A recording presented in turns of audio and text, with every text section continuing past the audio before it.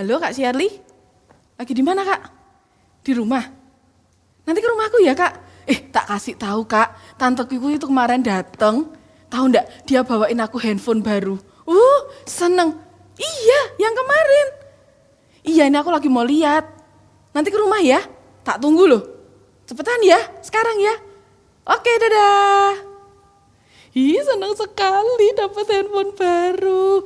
Ini gimana ya? Gimana ya ini?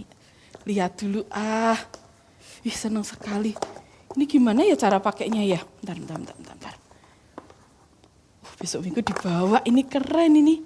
Loh, kok enggak bisa? Oh iya ya, ini gini. Oh. Iya. Kita syuting dulu yuk. Loh, kan 15 menit lagi, Kak. Loh, ini sudah ditunggu loh Kak Yanti.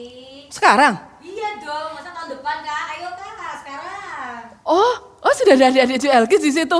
Wah ya maaf ya adik-adik ya. Kak Yanti lagi seneng banget nih dapat handphone baru, dapat hadiah.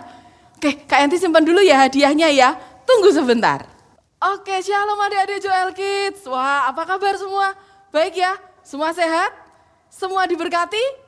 Semua sukacita, puji Tuhan. Hari ini Kak Yanti senang sekali bisa bersama dengan kalian di ibadah online JL Kids hari ini. Oke, tadi Kak Yanti lagi senang sekali karena kemarin Tante Kak Yanti datang dan Kak Yanti dikasih handphone baru. Senang sekali. Kira-kira nih kalian kalau ada tante datang atau oma opa, senang enggak kira-kira? Senang ya, ada yang dibawain makanan kesukaannya mungkin, atau ada yang dibawain baju baru. Kita senang ya kalau ada keluarga kita yang datang. Oke, nah sekarang kita mau belajar firman Tuhan. Sudah siap? Siapkan Alkitabnya, siapkan catatannya, duduk yang manis, jangan main handphone lagi ya. Kita pakai waktu sekian menit ini, kita akan belajar firman Tuhan sama-sama.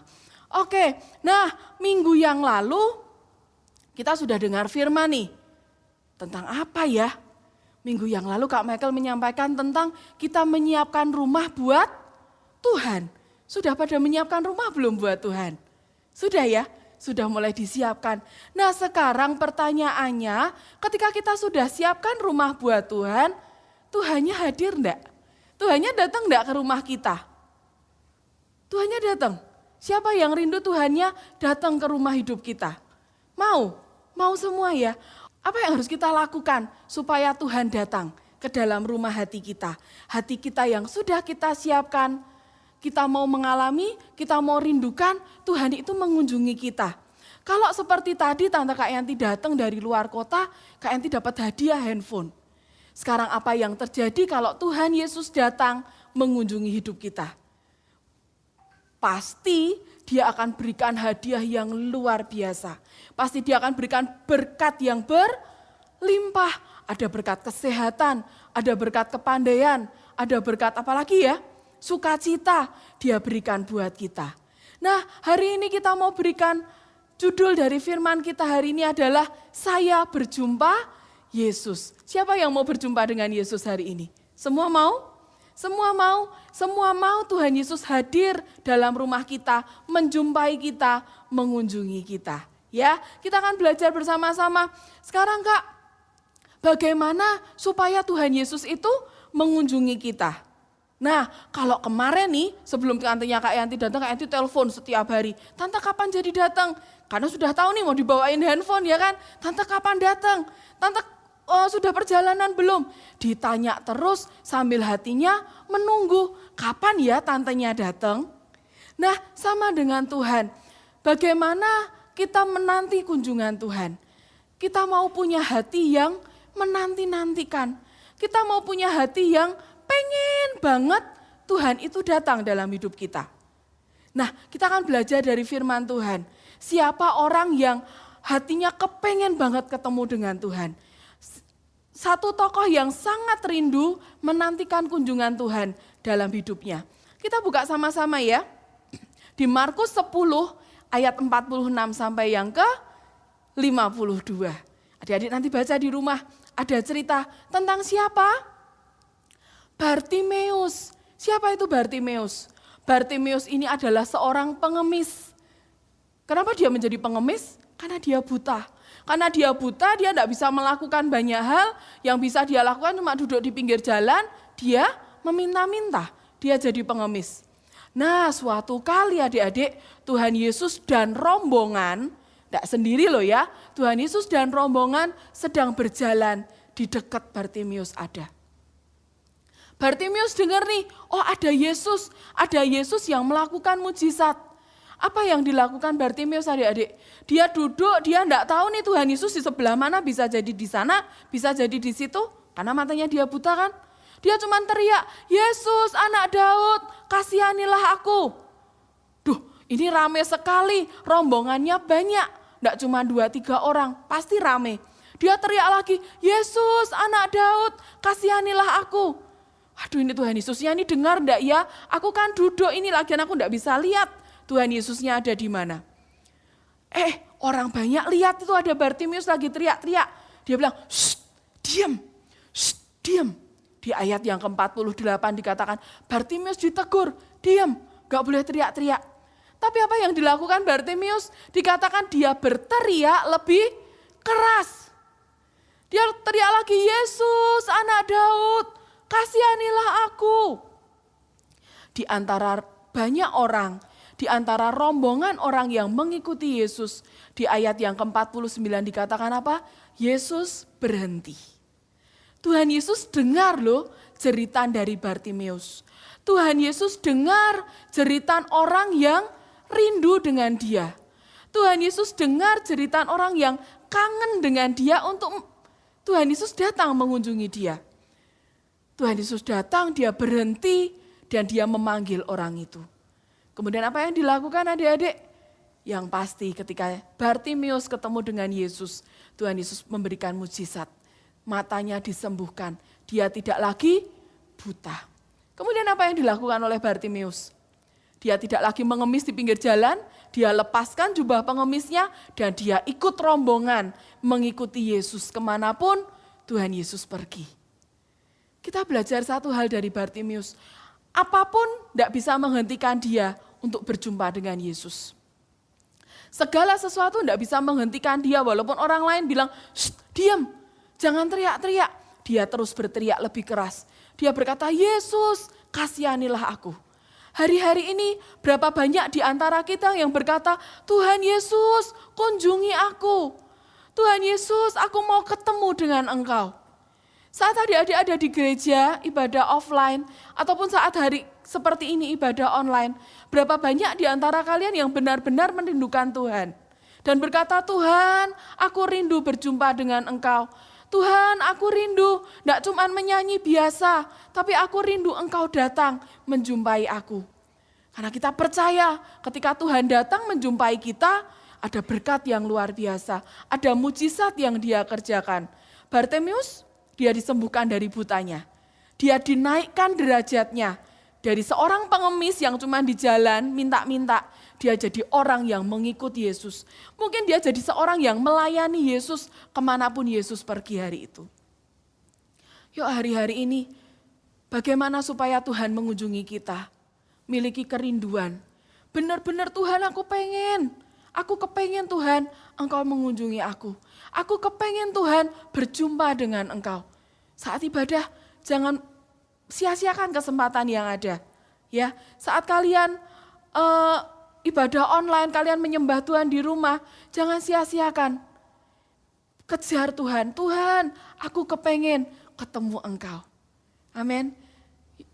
Kita mau lakukan sama-sama. Kakak-kakak juga berharap, anak-anak juga semua merindukan, aku mau berjumpa dengan Engkau. Tahun ini aku mau Tuhan mengunjungi aku secara pribadi. Dan sesuatu yang besar akan terjadi dalam hidup kita. Amin. Nah, sebentar kita akan belajar yang kedua. Kalau Tuhan sudah mengunjungi kita, apa yang harus kita lakukan adik-adik? Ya, kita akan belajar yang kedua. Apa ya yang harus kita lakukan nih kalau Tuhan sudah datang dalam hidup kita? Kalau kemarin nih, waktu tantenya Kak Yanti datang, Kak Yanti dikasih handphone, senang sekali. Kak Yanti ditanya, gimana sekolah, gimana pekerjaannya? Kak Yanti sudah tidak sekolah ya, gimana pekerjaannya? Oh baik, ada masalah ini. Kak Yanti bisa cerita dengan Tante Kak Yanti dengan baik.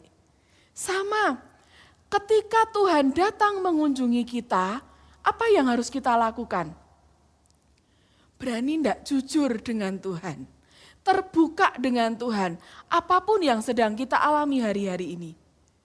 Waduh Kak, tapi kan kemarin aku habis nakal Kak, aku habis melakukan kesalahan Kak. Kalau aku jujur, nanti kalau Tuhan marah gimana? Hei, kalau adik-adik enggak jujur pun loh, Tuhan tahu loh kalau adik-adik kemarin habis nakal. Tuhan tahu loh kalau kemarin adik-adik habis mungkin enggak nurut sama mama papa. Tapi hari-hari ini yang kita mau adalah, yang Tuhan mau adalah jujur yuk di hadapan Tuhan. Terbuka di hadapan Tuhan. Seperti satu kisah ini. Kita baca ya di Kejadian 3 ayat 1 sampai 24. Pasti semua sudah tahu ceritanya. Cerita tentang apa ini?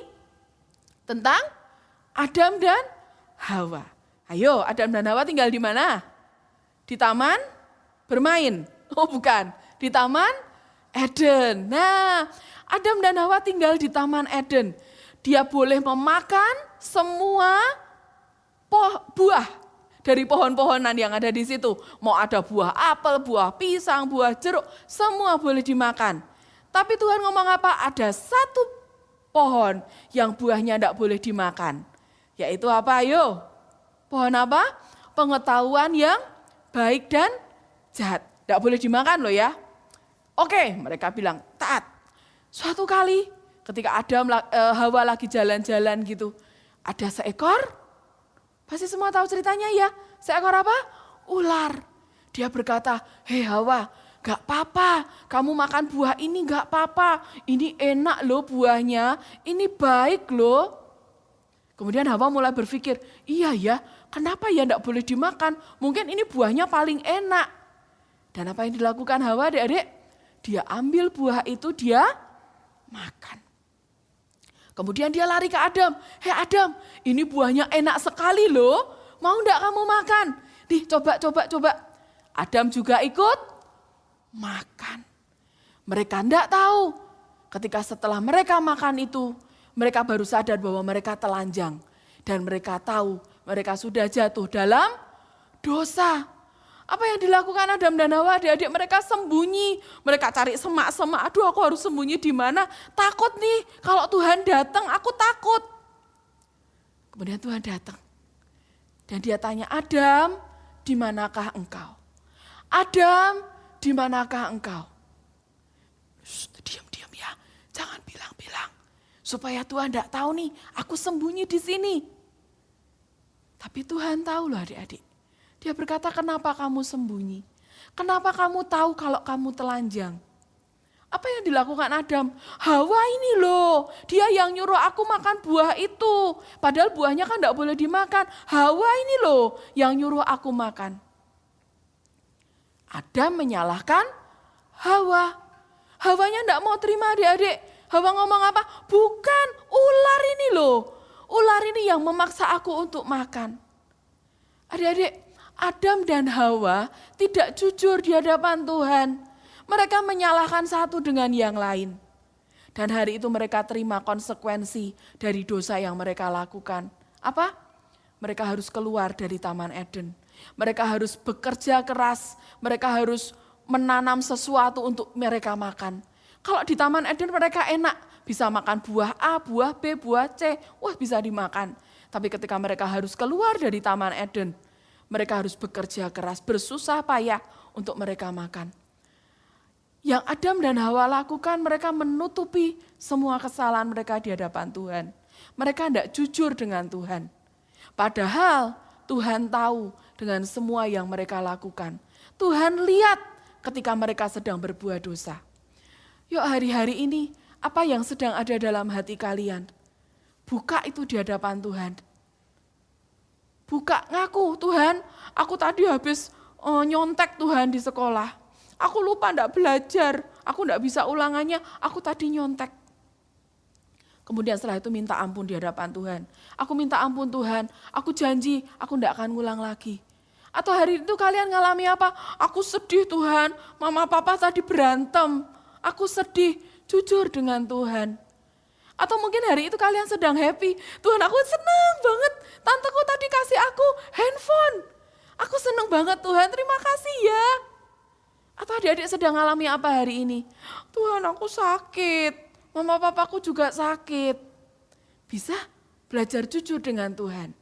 Terbuka di hadapan Tuhan. Jangan seperti Adam dan Hawa, dia menyalahkan ini, Adam menyalahkan Hawa, Hawa menyalahkan ular. Dan mereka pun sama-sama dihukum. Ya, yuk hari-hari ini kita akan belajar terbuka di hadapan Tuhan. Jangan ada satupun yang kita tutupi karena Tuhan tahu. Setelah itu apa yang kita lakukan? Minta ampun. Dan jangan berbuat lagi. Minta ampun Tuhan, ampuni aku tadi bohong. Tuhan ampuni aku tadi apa lagi? Tidak nurut sama mama papa. Setelah itu kalian baca firman dan jangan lakukan lagi. Amin. Hari ini kita belajar apa? Bagaimana supaya kita mengalami kunjungan Tuhan. Kita rindukan Tuhan. Aku kepengen Tuhan, Engkau mengunjungi aku. Karena aku percaya Tuhan berikan yang terbaik dalam hidupku. Yang kedua, setelah Tuhan datang, yuk jujur di hadapan Tuhan. Terbuka di hadapan Tuhan. Dia Tuhan yang sangat mengasihi kita. Dia bukan Tuhan yang langsung menghukum kita gitu ya. Dia Tuhan yang mengampuni dosa kita. Dan Tuhan yang menerima kita. Oke adik-adik, sekarang bagaimana kita bisa jujur dengan Tuhan? Ada satu hal yang membuat kita bisa jujur dengan Tuhan. Sebagai contoh, seperti saat kita dengan papa kita gitu ya. Kita bisa cerita banyak dengan papa kita ngalami apa di sekolah, mungkin tadi dinakali sama teman, atau mungkin tadi dapat nilai jelek. Kenapa? Karena kita punya hubungan yang dekat dengan papa kita. Satu-satunya cara bagaimana kita bisa jujur dengan Tuhan adalah saat kita punya hubungan yang dekat dengan Tuhan. Siapa yang di sini mau punya hubungan yang dekat dengan Tuhan? Kalau hari ini kita belajar bagaimana supaya Tuhan itu mengunjungi kita. Kita punya satu kerinduan, kita punya hati yang sangat merindukan Tuhan supaya Dia mengunjungi kita.